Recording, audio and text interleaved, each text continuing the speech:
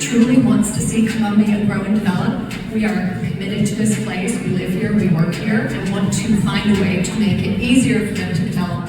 The diversity of our city makes it very vibrant, and that's what makes it so special. We want great places to eat, to work, to play, and also have a wonderful quality of life. Come to Columbia. It is friendly atmosphere, beautiful surroundings, a capital city. There's a little bit of everything for you in Columbia, South Carolina.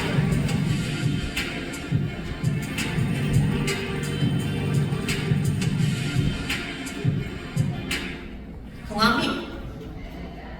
Olde Park in the center of District 1. We're excited to have you all here as we're doing our town halls. And we're going to try to fill you with a lot of information, but then leave room for questions as well. I did want to first make sure everybody knows we have our District 1 rep here, Tina Herbert, our at-large member, Dr. Aditi Bustles, and Edward McDowell, Reverend Ed McDowell, District 2. Also want to recognize our staff. We have our city manager, Teresa Wilson, here, our assistant city managers, Missy Kaufman, Clint Sheely, Jeff Palin. Who else from the city? Ryan Coleman from Economic Development's here.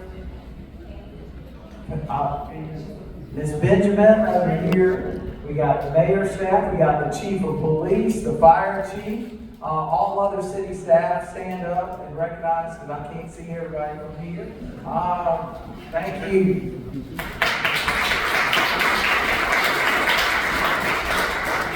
We also have a special guest in the back who's hiding, Ms. Tyra Little from Richland County Council. Tyra, you can stand up and wave at everybody. I see you back there.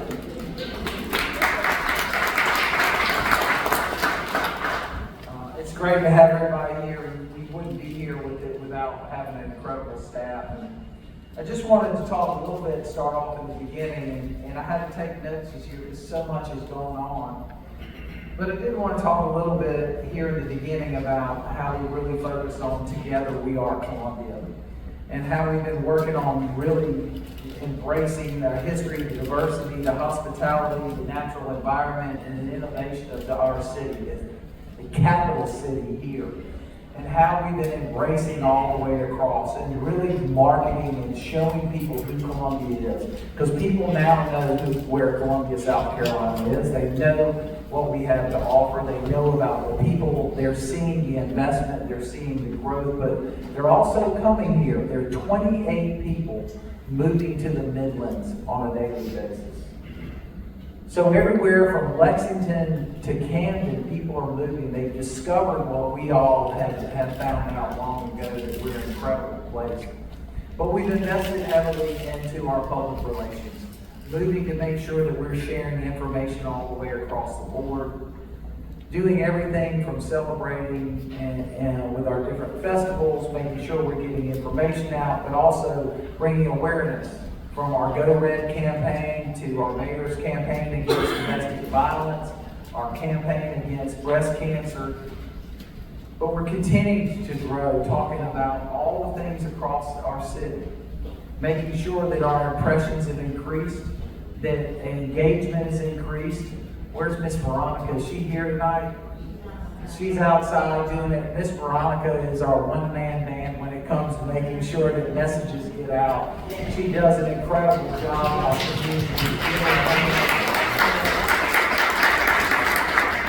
But we're also taking a lot of pride. We're talking about really a pride in sharing our community. When we're out marketing, we're talking about the quality of life, about the opportunities that are here. No matter where you live or who you are, you have an opportunity in Columbia. But we've also done some stuff about celebrating. The unveiling of the Dawn Staley statue this year, which was a great opportunity where we got invited by another community foundation that matched money if we raised it to talk about inequality and why it's important. And Dawn Staley agreed to do the statue under one reason only, so that young women could see no matter what, you have an opportunity. And Columbia has given her that opportunity, and we're embracing it. We're just very happy. And then our own Craig Melvin, of course, who talks about Columbia all the time. and there's a rumor that they may be coming down here to film some stuff to talk about his hometown even more. But he mentions us, he talks about he's been an incredible ambassador from the time he left WIS to go to Washington, D.C., to now being in New York in everybody's living room every morning. And then, of course, we had an opportunity to get some nationwide with our game day. And it was so interesting to listen to the game day team as they talked about Pat said to Nick, he said, Nick, I would have never picked Columbia, South Carolina to go to. He said, but this is a college town. The people here are so hospitable. The food's incredible. The atmosphere is great. I got to ride around this community. This is a community where I could live. And if I could have taped all that, I would be running that on national television on ads, because I think it truly shows when people get to know who we are, what kind of community we are. They love it. But we're going to move on to a little economic development. As we continue to plan for the future, invest in increasing our density downtown, opening up housing options, but also planning. You know, one of the challenges we had is we said over the next day we need 1,600 units. We need 1,600 doors across our community on an average to keep up with pace. Well, last year we came pretty close to that.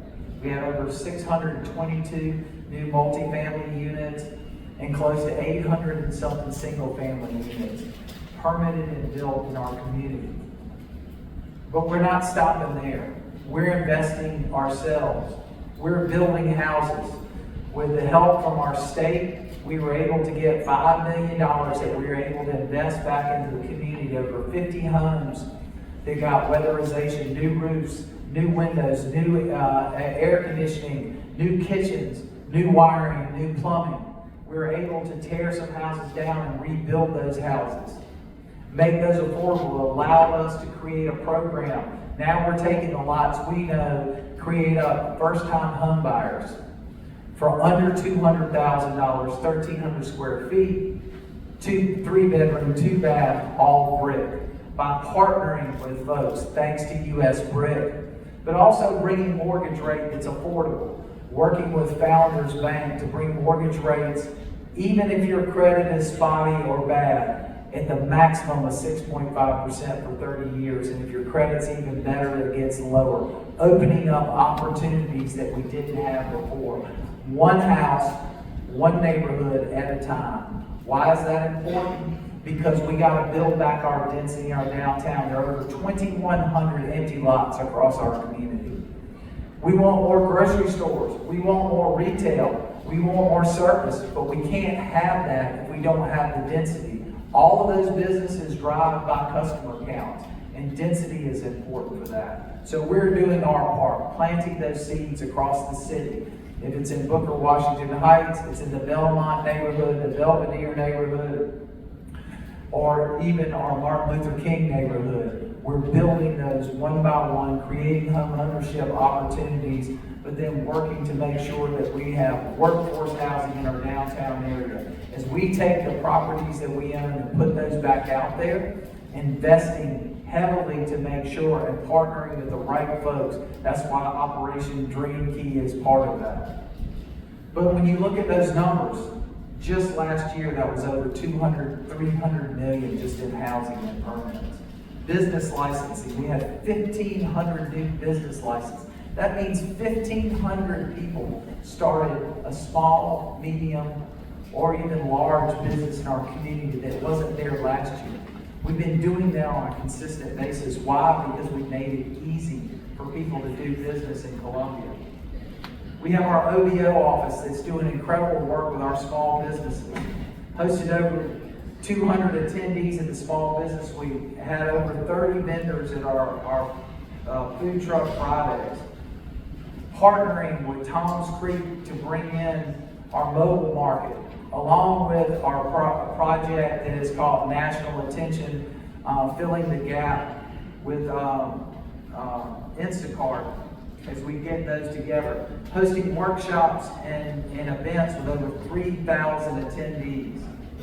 Creating opportunities, 5 disadvantaged business enterprises projects awarded over $17 million. That's 1.4 million, or 8.5 to minority and women-owned business. 14 mentor J programs awarding $25 million in projects.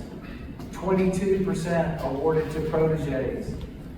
So we're continuing to grow that segment in that market, making sure that our outreach is reaching those folks. Then we look at Bull Street, at the growth that we see at Bull Street. Gather Columbia, the School of Medicine, the new neurological hospital, the new announcement of Nuvant and their new hospital and their new health campus coming there. Hotels like the Shepherd Hotel, which is a sister hotel to the one in Clemson. It embraces the bridge program at USC. Excited about this project because the success that we've seen in Clemson and what it's going to bring here. Major housing announcements from Gateway 37, Live on Main, 222 Main Street, Divine and Height, the Verve, Palmetto Place. It's continuing. We're seeing it left and right. Grocery stores, as we look at Walmart making $40 million worth of investment in our community, and knock on wood that we're going to have a grocery store surprise announcement here in the next couple months. Over 35 ribbon cuttings of new businesses, brick and mortar, and some of those graduating from our Soda City. But we're not stopping there. We're going to continue to invest and attract businesses as our incubator is growing. The innovation of 221 Divine Street is going to bring over 150 to 200 tech jobs into it. Announcements of several headquarters that are now coming here. If it's Finergy, whether it's battery operation, making their North American headquarters in Columbia. Why? We competed against Austin, Dallas, Atlanta, and others. This is where they felt the most comfortable, where they felt the relationships from the university and the community all happening here. We're going to continue to move forward, investing in every corner, planting those seeds, making sure. Founders Bank, who we're working with, are going to build a branch in this neighborhood. Why? Because we ask them to do that. That's what they do. When they come into a community, they invest with the community. I talked a little bit about Project Green. Strategically plan, investing in growing our housing stock to mitigate the shortage that we have and taking care of the opportunity. Those 2,100 lots across the city are important for us as we look to fill those 15,000 units that we need. And we need not just single-family homes, we need duplexes, we need townhomes, we need quadruplexes, 12plexes. We need a combination of stuff. We need multifamily. Trying to get units where we're building units that are manageable, that we talk about the quality of life and the quality of the material. No longer giving incentive just to somebody when they use the word durable. We're really focused on quality housing and uplifting that. Our community development celebrated 50 years, received $3.7 million in federal funds and block grant, home investment, and HOPWA. Awarded $1.5 million in CDG funds and subsidiaries, awarded $1.8 in HOPWA funds, $3.4 in home funds, to build 9 single-family homes as part of that, and also Homeless No More to provide financial assistance to 20 affordable rental units with a community center and a daycare. Assisted 18 neighborhoods, providing $1,800 to support their community efforts. Love Your Block dispersed up to $29,000. Assisted 878 residents with customer assistance programs to create financial assistance with their water and sewer, dispersing over $450,000, giving back to our community. They're attended over 85 neighborhood meetings. And then we take the other part to that community development, our subset, our CEZ and our TN development. CEZ working on the station at Concrete Point on Atlas Road, serving and transforming 23 acres in a viable project. It's a collaborative effort between state, local, and city, community-based partners. The Huffman House grand opening. Capital improvements to revitalize the North Main Plaza. Community improvements to our Lady Street suites where we have small businesses growing and growing. TN with their groundbreaking at Lower Waverly and the Judge McDowell, developing and continuing to go across in the Pinehurst neighborhood, engaging and building multiple family options for people in these communities. Our parks and recs, and I'm going to go through a lot of this because there's so much information, folks. We've had a banner year. Launched a park and play recreation van impacting over 450 kids. Why is this important? Because these were in neighborhoods where we didn't have traditional parks. So that kids can have the same opportunity to get outside and engage, be able to try exercise and play games and engage with our park staff. Completing the 10-year master plan. Installing 2 of the 4 Prisma Health fitness courts. First one in Greenview and Findlay. 2 more coming this fall to Rosewood Park and Wood. This is an opportunity for people to have an exercise program outside. With a scan of your phone, you have all these different options. This also was another grant opportunity. By taking it, we got grant money to help with that, and then Prisma Health coming in and sponsoring those. New playground equipment in Hyatt Park, Melrose Park, and Hampton. The revitalization of Mays Park, and then of course, Finley Park, which by November, if it quits raining, we're gonna have this incredible active part of our downtown center, which is unbelievable when you see it. I encourage you to ride by and see it. We are going to have this park that's activated, that people will be able to enjoy everything from plays to music to outdoor exercise to disc golf to climbing. Just walking around there is serene. Todd Martin from our Parks and Recs did an unbelievable job with our construction partners. I think people will be completely pleased with it. Mays Park, if you haven't been by there, the day it opened, it has been packed. People playing basketball, playing sports, playing tennis, walking, exercising, using the splash pads, engaging, what we wanted it to be part of our community. But then we don't stop because we go to Public Works, and our Public Works responding to over 250 calls during the Hurricane Helena. We're moving over 30,000 yards of debris from our streets. And these teams work tirelessly to do that. We haven't been hit like something like that since Hugo, and they came to work without thinking twice, making sure that they're addressing it. We're finishing the stages for our Welcome to Columbia sign that we've all been talking about forever. You actually will come into Columbia being welcomed. Not only do they have to wait, they don't have to wait till they meet you, they get to see it when they come in. You know, working on our barriers as well between our public works and our safety so that we don't have to use garbage trucks to protect our festivals.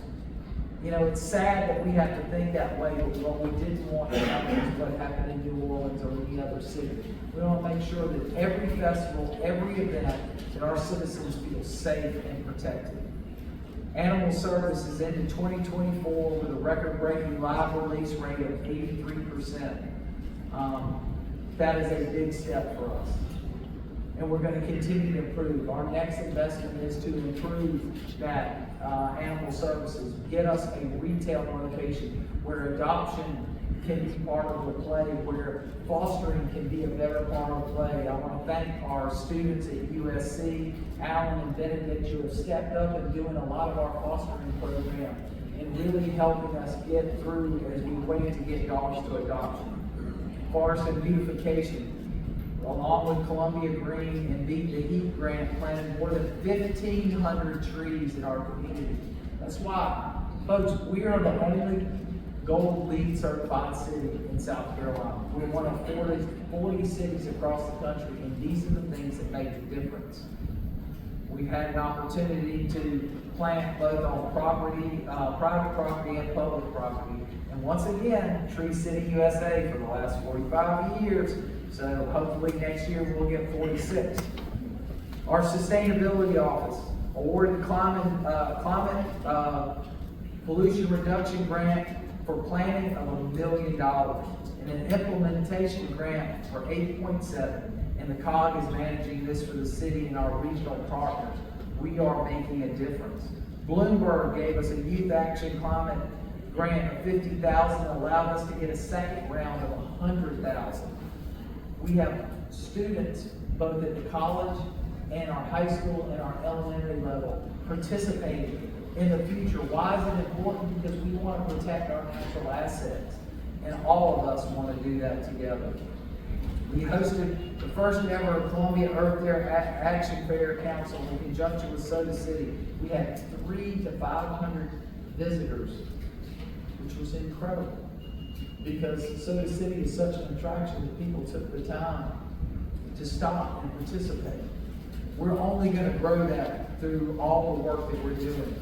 Our Columbia Water and Engineering lead construction in-house for 2 streets and city projects, 7 storm drain improvement projects, 12 wastewater projects, 34 water projects, supported construction for other departments, 1 park project, 34 waste projects, and 11 water projects. We're continuing to invest in our system and improve it. As we go, we have over 150,000 water customers. We're continuing to invest in our system, taking that money to improve and protect. With the canal plant being, our canal being redone and our alternative water source and the redundancy that we have from our Lake Murray plant, our water system is protected. So when you get a rumor mill Instagram text that says fill your bathtub, you don't need to fill your bathtub. We got you covered, okay? Don't do it. We've got you covered. Because of those investments and the things that we've learned, I want to thank Congressman Clyburn. I want to thank Senator Graham because they really helped us with FEMA and FERC to get to the point where our canal is being rebuilt. Getting that money, getting through the FEMA and FERC so that we will be able to have our final piece done there, and that alternative water force giving us that extra piece of protection. Our strategic vision that we came up as a council and along with our senior staff. Our new police headquarters is finishing along with our emergency center. Our 221 technology hub that we're partnering with the private sector to bring those tech hubs and that innovation, that cybersecurity, those are jobs. There are 2.3 million jobs in cybersecurity out there right now. And the growing, we have people here who have created defense models and coding working for our defense department. The Department of Navy loaning us 13,000 patents for that incubator to be part, so that we can partner with our university and our colleges. As you know, a lot of them are investing heavily in cybersecurity, including Benedict and the University of South Carolina. Putting those excess properties out, Bull and Taylor, Washington Square, Maine and Laurel, putting those out for development, getting them back on the tax rate, creating opportunities for more downtown living, from workforce housing to market rate, making sure that we're covering all the aspects. Awarded $204 million through our government relations from the government for the rail realignment on Assembly Street, creating that safety and opening it up, along with $80 million from our local partners and from the state. Receiving $3.3 million from our local fund from our General Assembly, continuing to keep the money going and advocating for projects to be finished in this community. The Richland County penny sales tax referendum that passed. This is the key for our infrastructure, for our roads. Our 10-year road plan is included in that, along with our opportunity to partner with the state. You've seen a lot about the DOT talking about how they can get back together and then move back working with us. So trying to continue to engage with that. Making sure that those projects address the needs from our sidewalks to our roads. Continuing to invest in the Greenway and the other projects. That's not all. Popular or unpopular, parking rates did go up.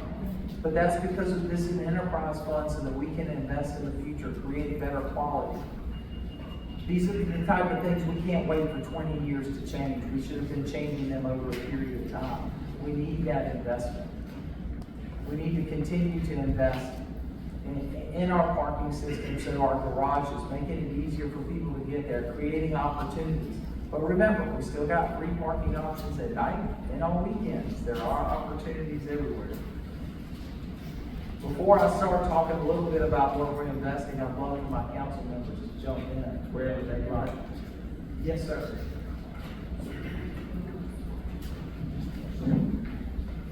Yes.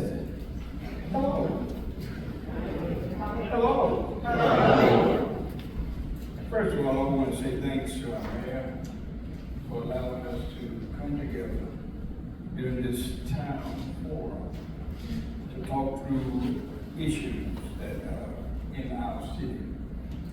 Our staff has played an instrumental part in helping us, and when I say us, our colleagues and our mayor, to navigate some of the challenges that are out there. One of the things I want to say, and I want to say very forcefully, this is a great city. Amen. This is a great city. We have our challenges, but of course, even with our challenges, we are able to navigate and do those things that are necessary for kingdom building. There are several things that I'd like to lift up, Mr. Mayor, if I could.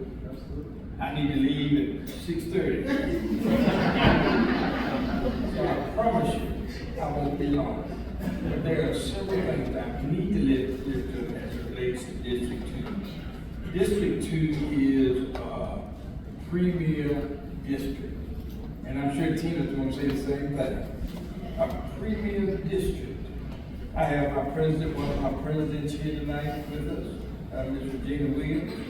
And if there are other presidents in the other communities, would you just lift your hands? Well, I thank you. Thank you. Thank you so much. But there are several things we sort of honed in on as we talked about issues in 2. One of the things that we talked about was the whole health narrative. The health narrative. As you know, 29203 has been designated as the amputee capital of the world. 29203. This past summer, we tested over 3,000 persons for diabetes, hypertension, and stroke potential. We tested those things. We wanted to make sure that if our city is going to be a vibrant, lively city, it needs to be a safe city and a healthy city. So we promoted healthy eating. Isn't it great to know that an apple is in my car every day? Not because I put it there, because my wife puts it there. Thank you all for being a premier district. Affordable housing, particularly in Booker, Washington, particularly in Belvedere, over $4 million was spent to renovate, to stick build, to provide essentials for persons in this area. Great, but we aren't through yet. We continue to make improvements within our city. Tina is going to be talking about some of those things that are a part of District 1. And of course, we've already gone through District 2. We just looking some more money. Thank you all so much. The other thing that I want to mention is Finley Park. Isn't it great? Come on now, isn't it great?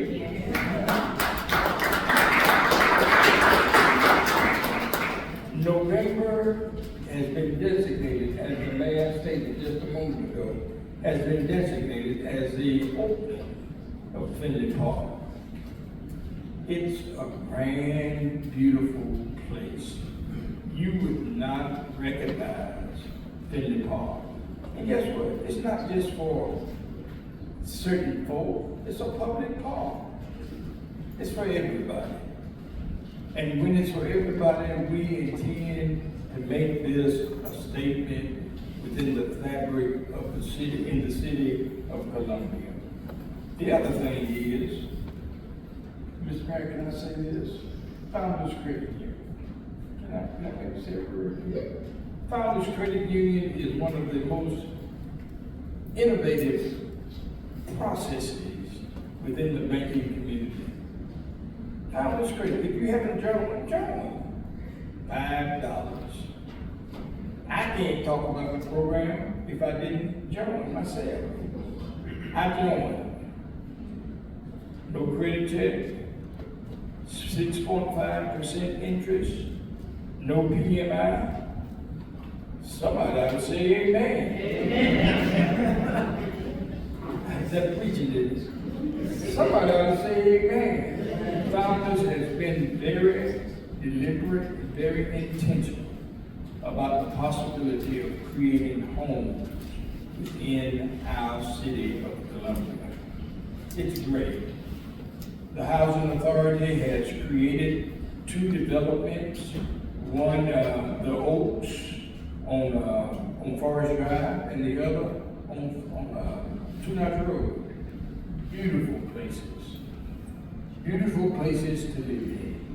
Now, Mr. Mayor, having said all of that, I'd just like to simply say thank you for your leadership. Thank you for what you do for this city.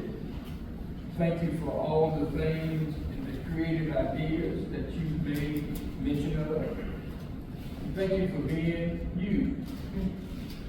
It's a difference in just being a politician, just being you. And we thank you for that. Thank you for all you do. City Manager, thank you so much for being here. Thank you so much, and I'm going to have to leave. Thank you.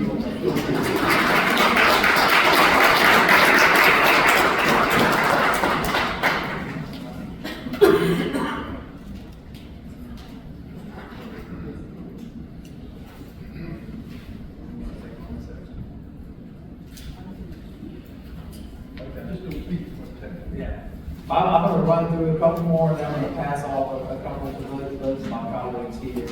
I did want to talk about investment. We've made a commitment to investment in our folks, in our city, and in our parks, and in our employees, and we've done that. We've seen a decrease in vacancies across the city. Our human resources department is doing an incredible job. We've seen a lot more people engaging with our career fairs, with the way we listen to our employees about how we're hiring and the changes we've made. We've seen it across the board from Columbia Water to every department, from risk management to solid waste. We made technology improvements in the municipal court with our court funds program to disperse jury pay, leading to cost savings and decreased efficiencies. Our IT department, they implemented my COLA SC. If you're not up on COLA SC, you better be up on COLA SC. It is a great way, my COLA SC is a great way to communicate and get communication back, report things. It is a great service. It was a gap we needed. Our team came through with it. We're so excited with it. And obviously, we're continuing to invest in our police department and our partnerships with our town and gown advisory, Dream Key, our vision for housing across the board. Columbia Streams Art, where we're engaging. We have the new iPhone movie festival contest out now. Everything from our trouts to our turtles, which you might see those turtles pop up. Our talent fair that we partnered with, our chamber, but also our internship fair. We found out that a lot of our young talent truly didn't know what jobs were available in Columbia. And we had our first annual collegiate intern fair, and 150 different businesses showed up. I'm hoping that we grow that and we get more and more people there, because it is really one of those things that will help us keep that talent here, which housing is one of them. And understanding the jobs and the opportunities right here in their backyard. I'm going to kick it over to Councilwoman Bustles to talk about our homeless services, and then we're going to talk a little bit about our police department and the great things that are happening in the public sector. Well, thank you for having us, and thank you all for being here. It's great to be having a town hall in my neighborhood, Earlewood, and great to see representation here as well. So, all of you, I think, can see through all of the accomplishments and projects that are underway that the mayor has touched on. This council has been very intentional about focusing on quality of life and ensuring that regardless of what corner of the city you live in, you are going to live in a community that is safe, that is, walkable, that is full of activities and jobs, and that takes time. And so I would say over this past year, it's been really great to see some of the things that we laid the foundation for over the last 3 or 4 years come to fruition, whether it is, bringing in new investment, whether it's being able to repave sidewalks or bring in parks or bring the park to you if there's not a park in your specific neighborhood, and then continuing to sustain some of the work that we did right after COVID, this council, looking at creative ways in which when the ARPA dollars went away, how are we going to continue to sustain some of the work, including our homeless services work. And so I'm very proud to share that we have now officially housed 100 residents into permanent housing through Rapid Shelter Columbia.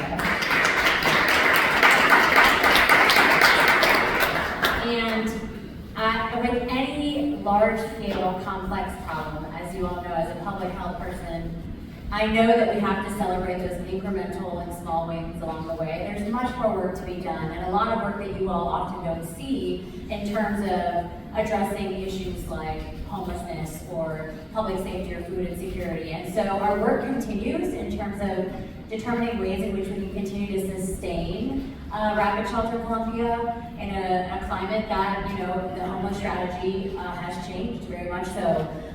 Looking at ways in which we can advocate to our federal legislators to get a direct allocation of funding to support our work, and work alongside our providers to determine and continue to address some of the gaps we're seeing in terms of outreach or just lack of trust or resistance to engaging in services.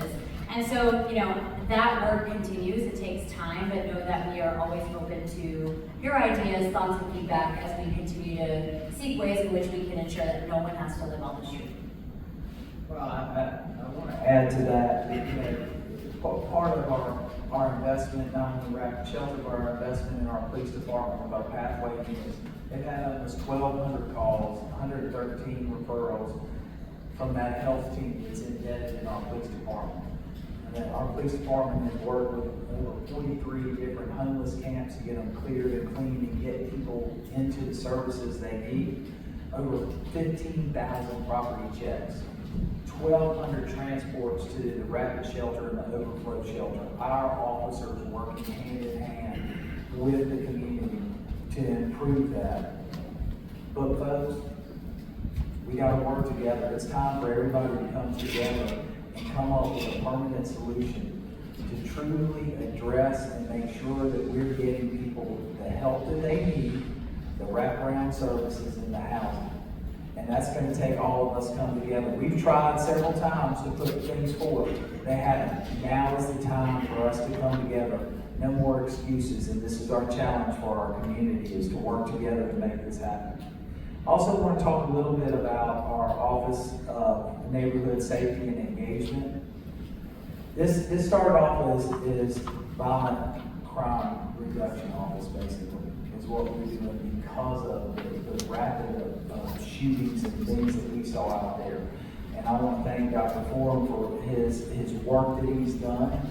We're seeing an incredible engagement. Had over 9,100 residents today engaging in everything from the 4-block promise to attending training opportunities to community-based training, both meeting with our youth and listening to them about what their needs are and what we can do to improve.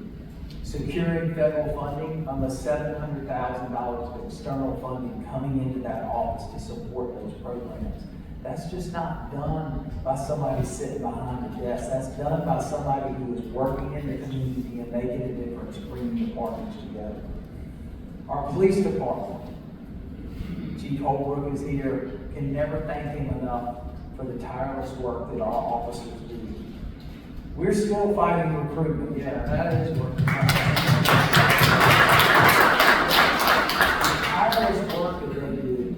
And still, we're not fully staffed, folks. We're trying everything we can. So we're supplementing with training, good old-fashioned police work, but using technology and equipment and the training that we're giving our officers to make a difference. Homicides, down. Auto break-ins, down. Shooting, down. Crime across the board, down. Why? Because we're engaged. We're engaged. Double-digit reduction in traffic fatalities. And we could even do more with that.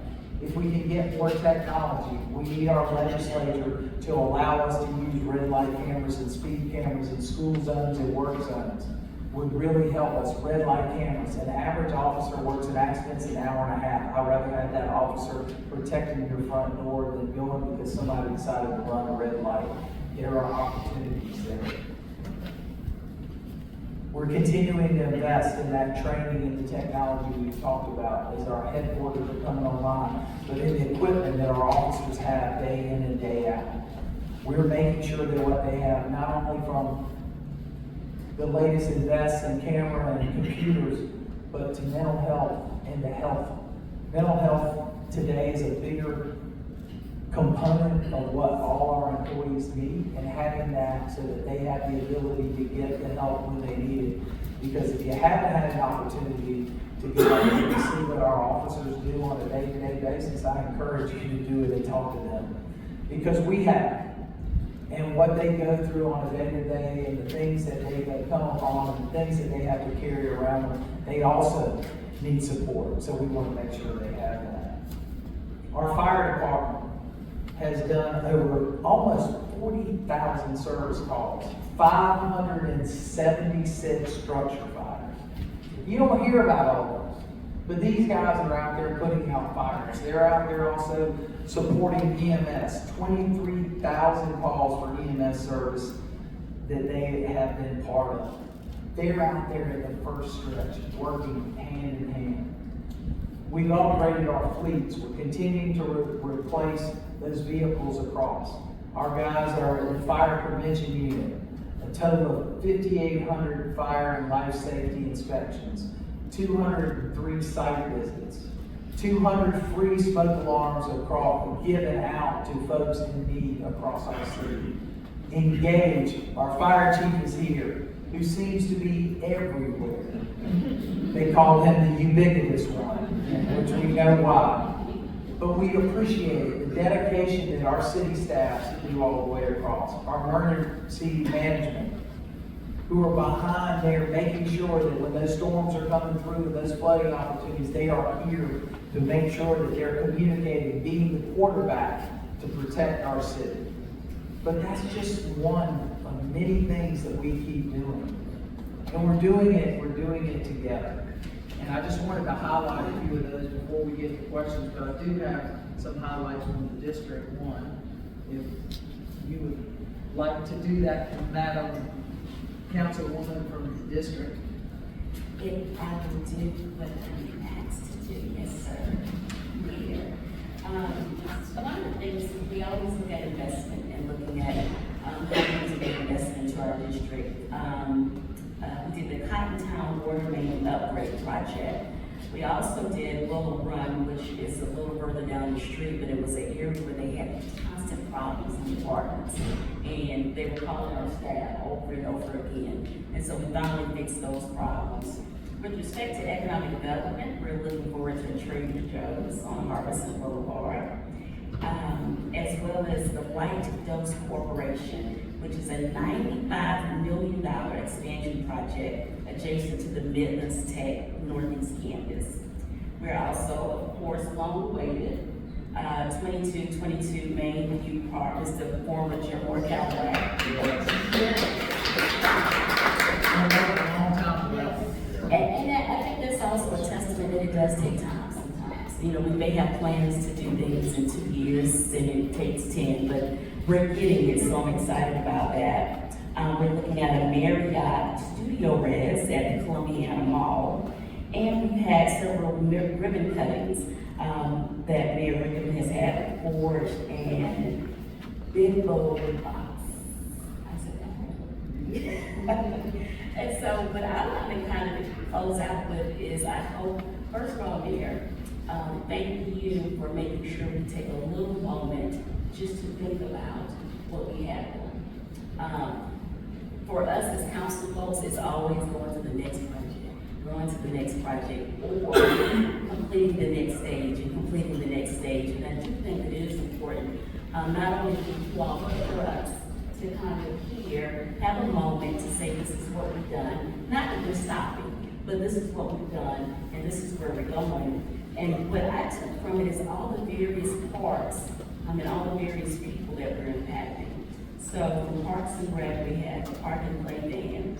Well, that's ideally for children. And we talk about, when we tell our kids, don't do this, don't do that, but we have to give them something to do.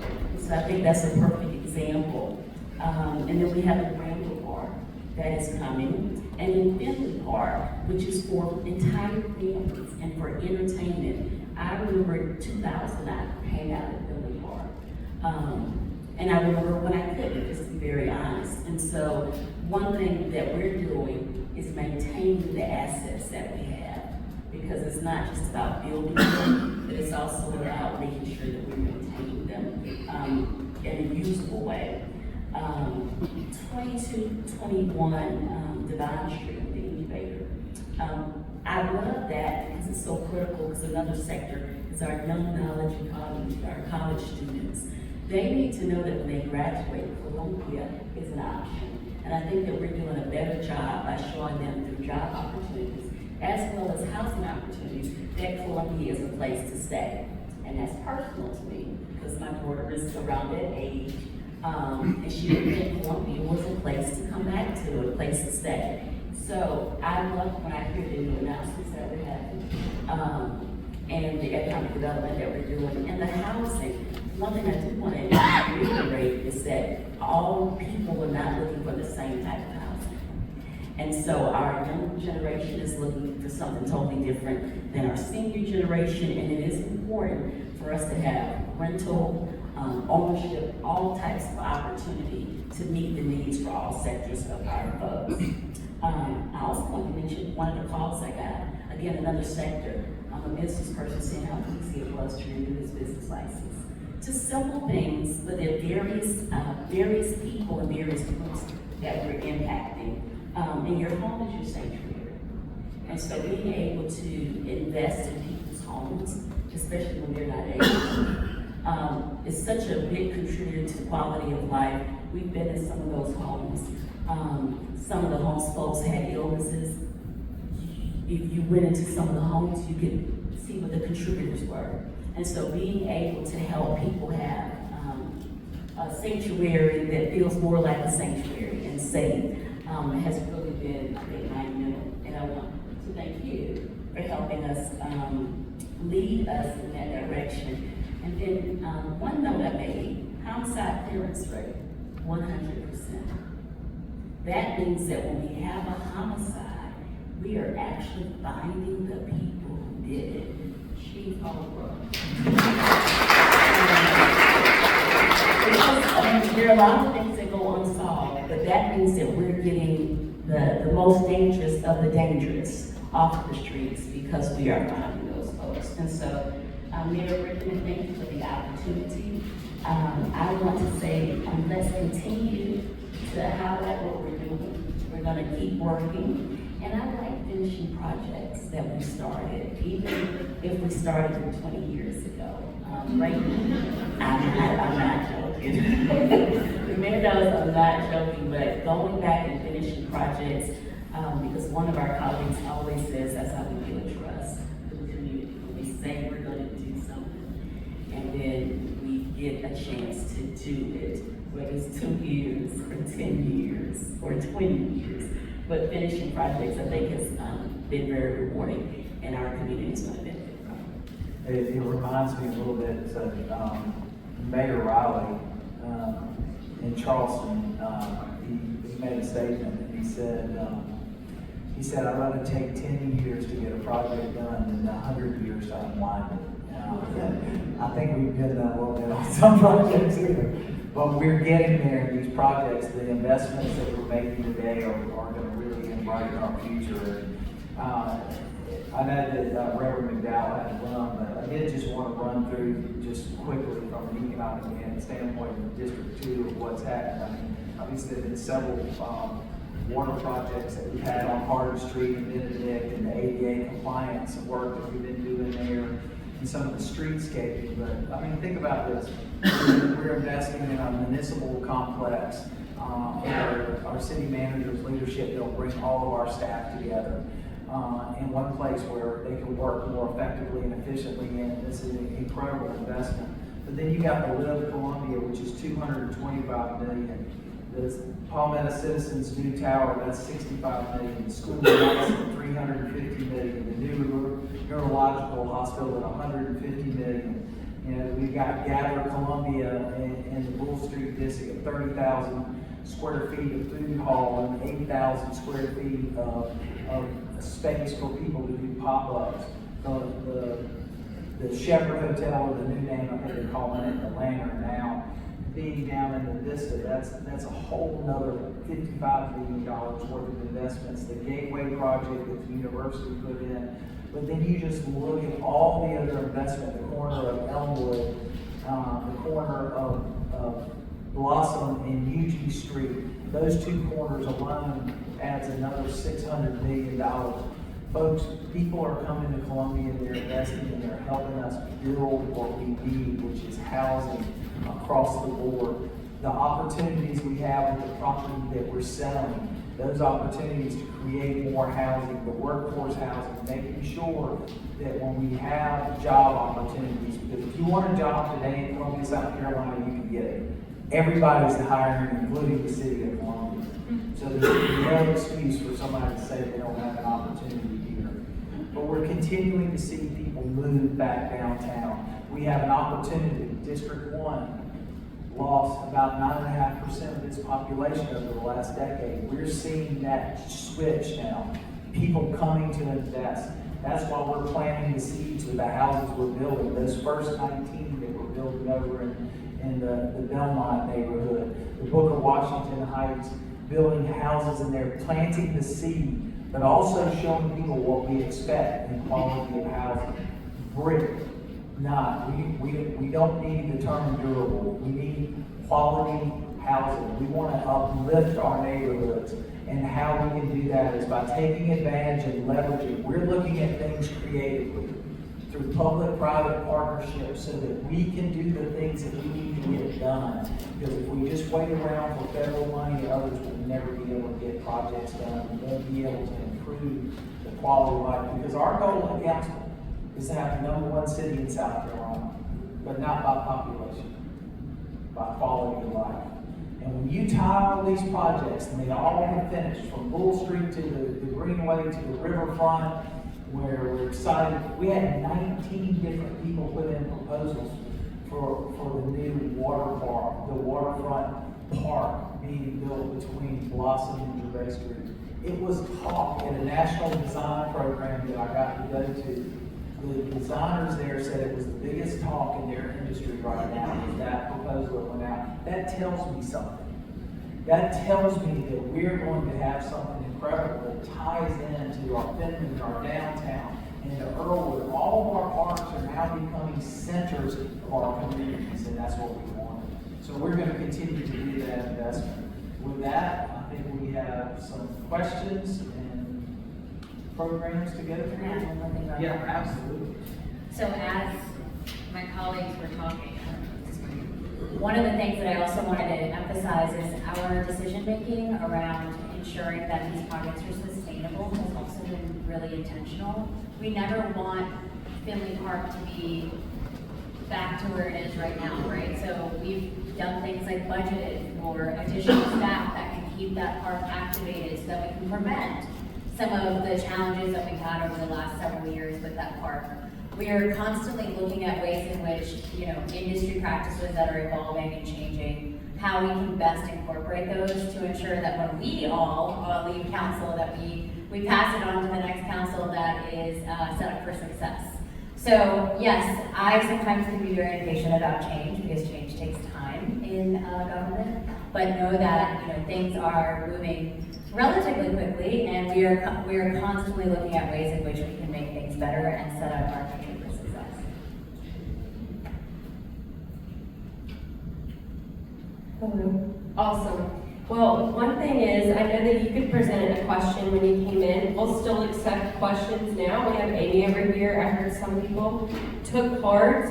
We are going to answer all the questions. I will say if there is a personal aspect to the question, we will follow up separately. So the topics will all be covered to the best extent, but we will be doing separate staff follow-up for casework, I may call it. So, our first question is someone has had a problem with code enforcement. It's called to report overgrown lots, vacant lots, cars parking in front in the Lincoln Park community. What are we doing there? What is the status of code enforcement and council's work with them? I didn't hear the first one. They said they're having problems with code enforcement? Yes. Well, I think our first step would be is we'll sit down with Mr. Hatcher and dig into what's going there. I guess understanding more of the details about what the concerns are, because there are certain things obviously that go through court. There's Mr. Hatcher right there. Wave your hand, everybody. He's the man. So, folks, if you got the question, we can sit down with Mr. Hatcher right after this and talk about it. But we can go through each one of those in status and really understand and make sure that we're addressing those problems. But we have folks here to do that. Okay. Our next question or comment is someone that is concerned about the future of the city's independence, given the repeal of the conversion ordinance, and after the legal action was threatened. Can y'all just give kind of a status on that? Well, I mean, I think there's different things we got to talk about. Number one, in 2022, the state passed Act 235. And Act 235 prohibits any city from doing a resolution, ordinance, or anything that prohibits a medical licensed clinician or medical doctor from any type of procedure. So there wasn't a threat from the state. We were already behind. What we did is we just didn't address the issue. We left it alone and just left it there. Then it became a political nightmare. The threat of funding was already set in place.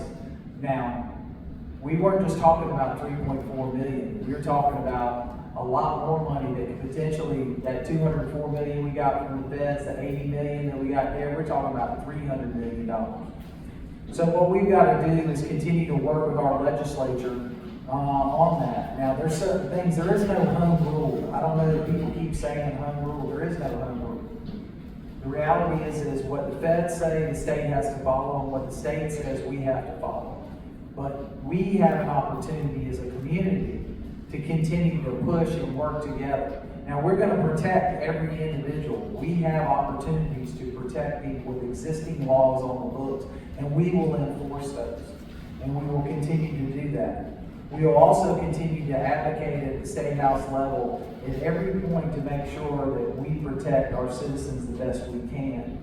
But the reality is that situation is very complex and has a lot more to it. It's not just as simple as you're losing your independence. That's not very much the truth at all. Can I add something? Yes, ma'am. I think the mayor's being modest and doesn't want to let the cat out of the bag. Is that the right saying? I always mess it up. But we are working on establishing a commission. And I think what we envisioned was a commission that could really look at that index. And we thought that we could do better serving the community through different things, if that makes sense. And so all I would say is, if you all listen out maybe the next month or two, you'll hear more information about a new commission that is being started, that will hold us accountable. That is a part of it, holding us accountable, as well as serving, I think as a liaison for what the city can do better. And we're looking forward to that. our next question is, will Columbia continue the SHINE program that many seniors are having a hard time getting repairs done? And I believe Ms. Kilgore's in the room, but is speaking to the housing a little more. Obviously, we want to continue all the programs, and one of the things that we definitely want to do is the program that we did with the state was the best program and the best opportunity we had, because we actually could get projects done, and in the Belvedere neighborhood, we got over 50 homes done with that funding. That's what we're going to be advocating at the state level this year, is to get more funding, working with our legislative partners. I want to thank Representative Howard, Senator Devine, and Representative Chris Hart. 3 of them got us $5 million that we made a huge difference. One of the things that we are advocating at the higher level, at the federal level, is I'm going to be meeting next month with the Secretary of HUD. And part of the reason is meeting with him is to sit down with him and say, look at what we've been able to do when you take the handcuffs off of us. When you take all that regulatory work, we can actually deliver projects, we can actually get things done, and we're able to get a lot more homes done than we ever could with federal dollars. The costs are significantly less, the timing is quicker. Right now, just rebuilding a house, if we were in HUD, we'd be waiting a year. We are able to do it in 60 to 70 days. That's what our house build has been. On these recovery houses that we know. 60 to 70 days delivering brick, 1,300 square foot house, 3-bedroom, 2-bath. So we're going to advocate, continue to work, and bring these different programs so our community development can celebrate the next 50 years with success. Perfect. We have 3 more right now for timing. The next one is, what is council doing to improve the walkability of the wider city area and the usability of public transit, including reducing route times, taking 60 minutes to go 5 miles to work at USC is not viable? So from a walkability standpoint, as you know, we're finishing our greenways, but also our downtown urban connectivity, looking at obviously shrinking our roads, what we call a road diet, creating bump outs, making it easier for pedestrians to go around. We have a DOT secretary right now who's been unbelievable to work with so far. I mean, even some of the things that we talked about in years past that they've said no to, they're willing to work with us to do that, to improve the better pedestrian. As it comes to the comment, all I can say is that my councilwoman here sits on the comment board and she can help us, but they're funded. Thank you for all of you who voted for the penny sales tax, because now for the next 20 years, they don't have to look behind and figure out how to have funding and how to improve the services. Because one of the things they're working on is the micro transit. A lot of other cities are doing that. That's filling gaps so that you don't have those long periods of wait. It's allowing them to use the micro to get people fill those gaps, if it's line extensions or even internally, where it doesn't make sense for a big bus to stop. The smaller we can get people from point A to point B. I'll hand it over to the councilwoman. And I'll just add a couple of things that we are excited about at the comment. We just changed our technology. I could not give you the proper name of how we count the number of people who are using the buses. And what we found is under the new software, we were underestimating the usage by about 40%. So that's really good, because a lot of things, of course, are driven by the number of people who are using the system. So we're looking forward to that. And we just got that first report, I think, last month at our last meeting. Another thing that we're looking at is looking at each and every different route. Every route runs either every 30 minutes or every hour. And the different stops that we have in between. We literally do analyze every single route to make sure they're as efficient as they can be. And as we start working on not just the center downtown, and I'm only going to say this because I just learned it and I'm kind of proud that I learned something, but no longer are transportation systems doing the spoken wheel. So traditionally, we had everything came downtown, and I don't care if you're going from you know, side A to side D, you always had to go through the middle. Where Columbia is trying to get like a lot of other places where you don't have to go downtown, because sometimes it's just not necessary to go downtown. And so as we start building those types of things out, it is our hope that the transportation time, of course, will be a lot less than what it is now. Perfect. The mayor mentioned the improvement of the fire department fleet. However, an engine was recently down and something was mixed. What is the city doing to fix this and support the fire department? Well, I'd hand that to the chief, but I will tell you that we're doing everything we can. I know our city manager and this council continues to invest in the fire department. I don't know about that individual equipment, but I will tell you that I know that our guys are on top of it, and we're going to continue to invest to make sure that they have all the resources they need, because the one thing we want to do is make sure our firefighters are safe and our public is safe. And the final question. With the high percentage of vacant lots and parking lots at surface level, what can the city do to incentivize or enforce to push private property owners to develop these underutilized properties and empty buildings? So, you know, this is one of the things that's part of our Green Key program. We went to Charlotte, we've been to Atlanta, we've been to these other cities to see what they're doing, and a lot of what we saw was they created land trusts, because a lot of the land is owned by air properties and others, and bringing folks in and showing them how we can work with them to get this developed. I think this program that we put together, that we're working with founders and others, is a great way for us to show folks how we can redevelop those properties and get them to fill the gaps. I mean, 2,100 empty lots across the city in various sizes. We don't have a land problem, we got a housing problem. And appropriately working with each one of our neighborhoods to find out where's the appropriate place for duplexes, where's the appropriate place for townhomes. How do we use our water and sewer as an incentive to help those lots get developed? Because right now, a lot of those empty land is they're paying $300 to $400 a year in taxes. There's no incentive. We've got to show them that they're keeping us from growing. Our neighborhoods are not growing. If you go a half a mile from here, you'll go through a section where there's 30 lots empty.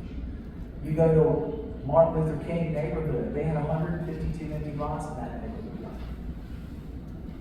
And they've been empty for 20 years, so it's not that somebody was forced out, it's just that people have left over a period of time. We need to rebuild those, and we need to incentivize those folks to do that. First is we have to identify them and show them what we already have in place.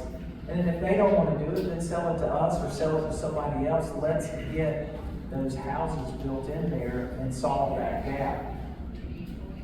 That's why we have a third party to help us identify. They've been very successful to be able to do that in other cities. And that's what we want to happen here. As we look at abandoned buildings downtown, what qualifies folks to make the investment on the historical side? Does it qualify for historical? Can we put the Bailey bill on that so that somebody has the incentive? You know, the one that drives me absolutely crazy every day is the one I see when I come to work every day, which is the old Veterans Building.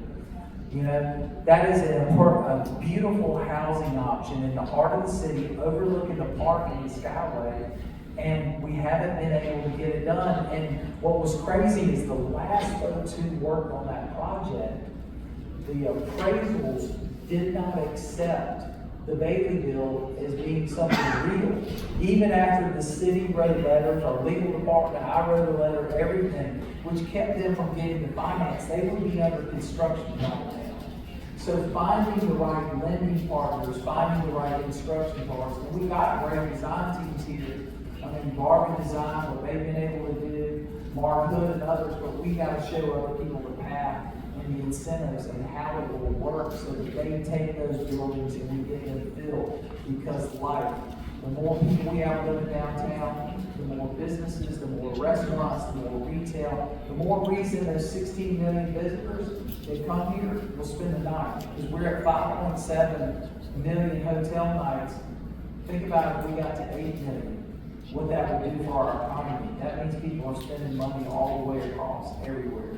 So we've got to increase more of that density and the incentive base for those folks to take on this project. And we have them in place. Our staff has been doing it for years. We just got to make sure they understand how it works. And I just want to add, in terms of the Dream Team partnership, which was recently announced, there's going to be an opportunity for all of you. They're going to be, hosting listening sessions and folks to understand what your vision is in terms of filling some of these lots and creating more density in Columbia.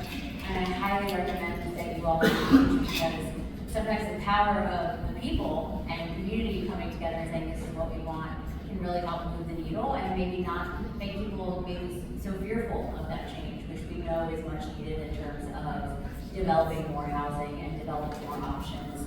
And then the other thing I would just add there is, as we work with our partners, as a member of the Economic Development Committee, one of the things that we've tried to do this year is to really develop numbers and metrics that we can all share across our partnerships, and really be able to say, this is what we accomplished because we all have this vision of creating more jobs, or keeping more students here, or building a stronger talent pipeline, or providing, entrepreneurs with the opportunity to grow their businesses. And so I think if you go back and look at some of the discussions that we've had, we've really been intentional about ensuring that everybody's on the same page in terms of what Columbia needs, as well as what we consider success in the work that we're doing in terms of our partnerships to build the city. With no other questions, I do have one exciting thing. A lot of y'all entered a raffle from Columbia Water, and so we're going to draw those names. Is it a free water bill? We do have community development here that does exist if you're in hardship. But I'm going to pull and we have our very good light here. Oh goodness. Oh, Miss Regina Williams has won a Columbia Water bag. She is right here.